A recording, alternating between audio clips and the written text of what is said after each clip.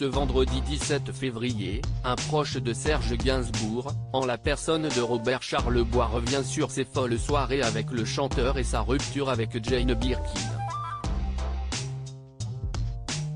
Jane Birkin est revenue sur le devant de la scène musicale en dévoilant en fin d'année dernière notamment un coffret compilant tous ses plus grands titres baptisé l'intégrale Jane Birkin, 1969-2022.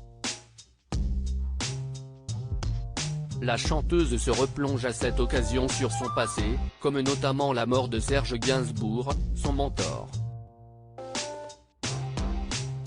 Si est tellement gai parce qu'il y a des périodes roses tellement charmantes, mais à la fin de la journée, ayant vu les photos sans cesse, beaucoup de souvenirs, on reste dans un curieux deuil d'une époque où tout était si frais et que les gens étaient vivants, avait-elle confié il y a quelques mois.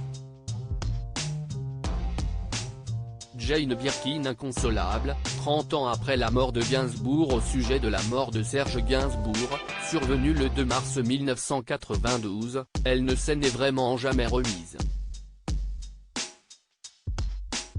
Je suis navrée par la mort de Serge alors que je me suis habituée depuis 30 ans. Mais là, à force de me replonger dedans, je me rends compte dans quelle douceur ça a été aussi, et quelle sauvagerie, et quelle drôlerie, comme tout était léger. Il manque. Je n'aurais pas pensé que ça pourrait être plus triste 30 ans après. Il faut faire gaffe aux personnes autour de vous. C'était tellement bien d'avoir cette personne-là, si originale. Si on avait besoin de lui, il était toujours là. Rien à voir avec les tragédies comme Kate, sa fille, décédée le 11 décembre 2013, note de la rédaction.